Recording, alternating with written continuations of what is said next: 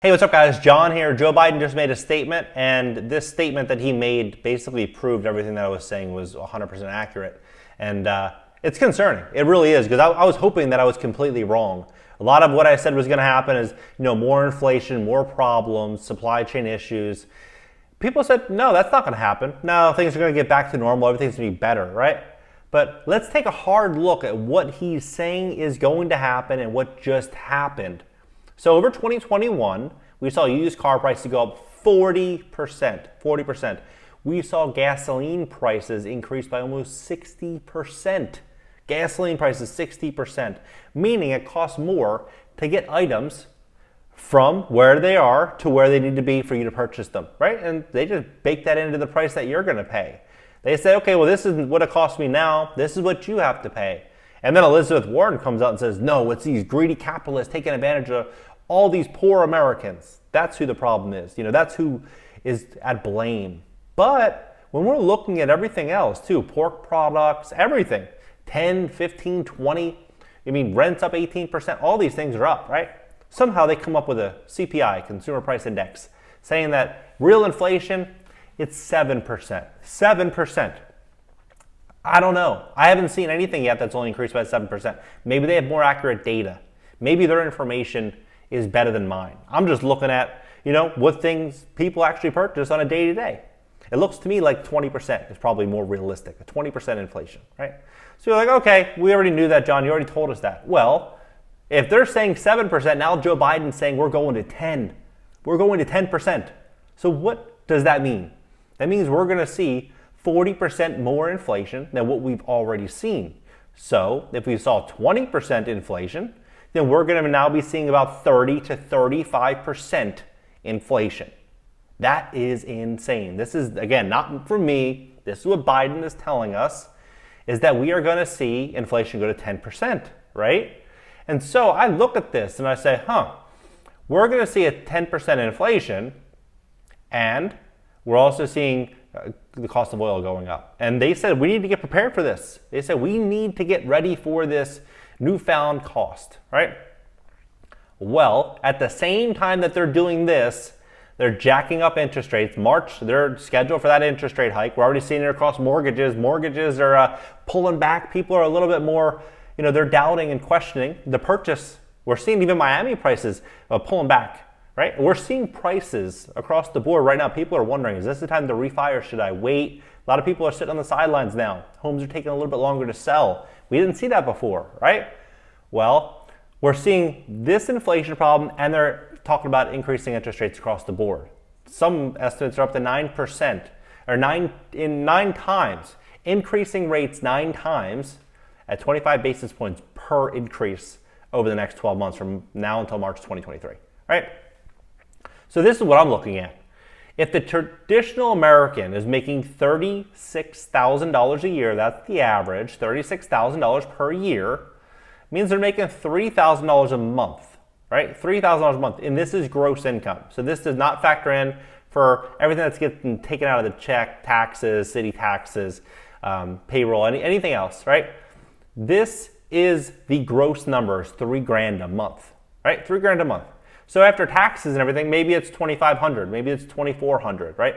But $3,000 a month. So if you factor in for an inflation of Biden's 10%, which could be 35%, but let's just say 10%, right? What is going to happen is you're probably going to have a real income of about $2,100 a month if you're making that $36,000 a year, right? Now rents are up 18% just last year. And so homeowners are going to have more costs. It's costing them more to fix their properties. It's costing them more in homeowners insurance. Everything's going up, and they're baking these prices into the price that tenants are going to sign for their lease, right? So the question I ask myself is, if fuel prices are going to continue to go up and 70 or 80% of gross monthly income is going to go to the landlord, how can anyone afford to feed themselves? Seriously. If we're going to continue down this road of more and more inflation, we're no longer hearing this thing of like, oh yeah, that's transitory. This isn't going to last.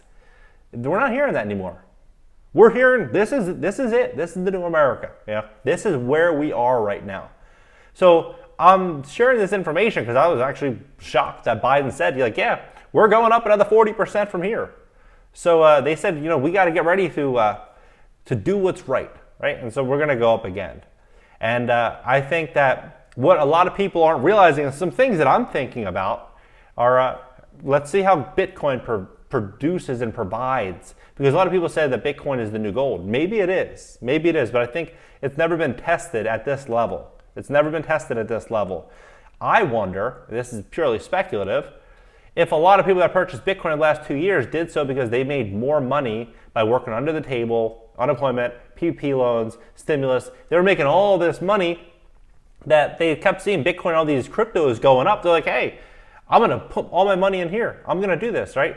But the difference between Bitcoin and a lot of other assets is going to be the access to the capital. All I have to do is just tap the sell button. You can sell $1 billion or $1 in Bitcoin in the course of seconds, right? And so what happens when people's purchasing power gets reduced by 35% and then they have something that they could readily sell, right? That's going to be the big question. Are we going to start to see a lot of people sell off as we step into a more turbulent environment?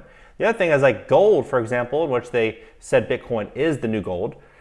Gold, I think it's a different type of buyer, right? We're not getting a 20-year-old kid or a 20-year-old guy or girl buying and selling gold, right? Because it doesn't appreciate at the same level of crypto. It's not as exciting. It's boring, right?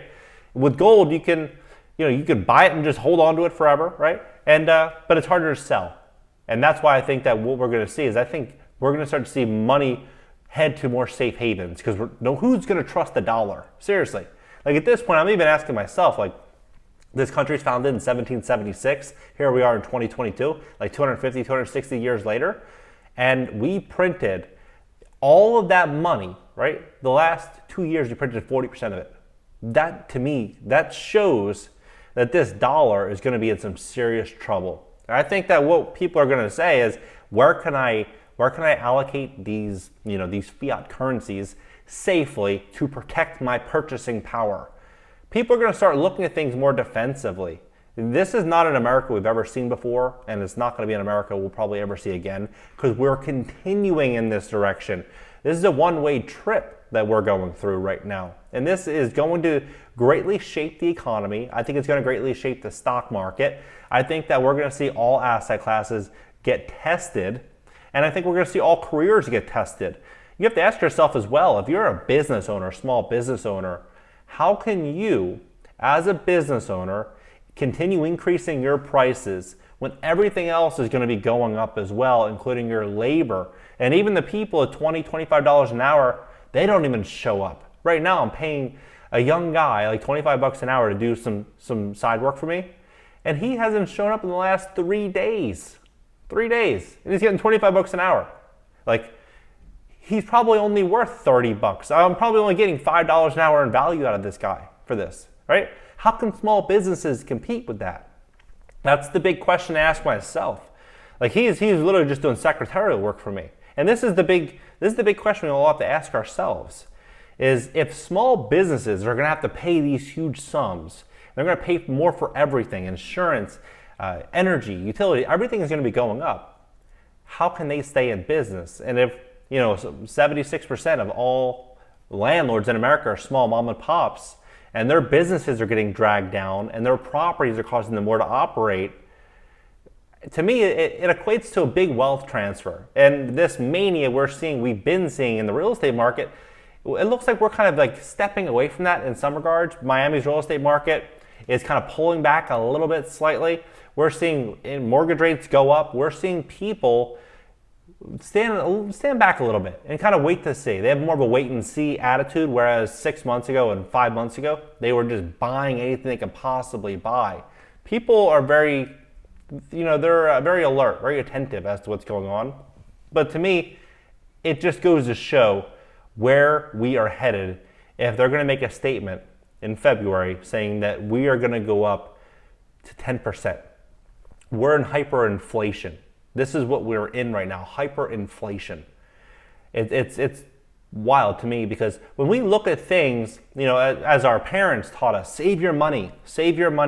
You want to have money. You want to have a 401k. You want to have Social Security. You want to have, this and that.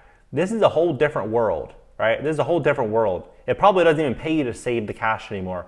Maybe it will benefit you if you're sitting on a large block of cash and things hit the fan, everyone needs money, you can run out there and you could make good moves with it.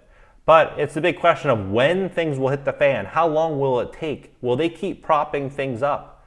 That's the big, billion or trillion dollar question, is how long can they keep propping things up? I believe that the smart thing that everyone can be doing right now is really understanding how much money that they made. Being honest with yourself. I'm honest with myself. How much money did I really make last year? And if things are going up 35%, hypothetically, 35%, that means that I'm making 35% less money. 35% less money. So I'm taking a huge loss from the year prior, right? And so the big question is, how can I bake in gains of at least 50% or 55% at a minimum just to keep up with my purchasing power? These are the hard questions we have to ask ourselves. And a lot of people are going to say, it's just not possible. I get an hourly wage. I make this and I can only make this. I might be able to make slightly more. But the big question is, if the answer is not found in your current career, this is the moment to sit back and reflect on what are the best options, what are the best moves to make at this very moment to shield yourself, protect yourself, and to build a moat of security, a mental health around this moat, knowing that, if things go to this level, I'm still fine, everything's still fine. That is what's most important right now, building out that worst case scenario plan, because this is what they're telling us is happening. This is it. I've mentioned this before. A lot of people said, oh, that's not going to happen. That's just, hypothetical. But here we are, right? I was right on that. This is what's happening. And I believe we're going to see some huge opportunities for aspiring entrepreneurs, for smart entrepreneurs that are aware of what's going on. These entrepreneurs are, forward thinking. They're building out solutions to problems that Americans are soon going to be facing. This is what we can all be doing right now, because everything else is outside of our power, outside of our control. What do you think about what's going on? What do you think about what they're saying right now, a 10% inflation? But we really know what that means. Drop your comments below. Let's talk about this. Subscribe here. Consider subbing on my second channel, my personal channel. I'm going to leave the link down below, and also my TikTok, where I post 4 or 5 times a day. Post a lot of stuff that I won't post here on TikTok. So I'll leave all links down below in the top comment pinned, and catch you guys in the next video.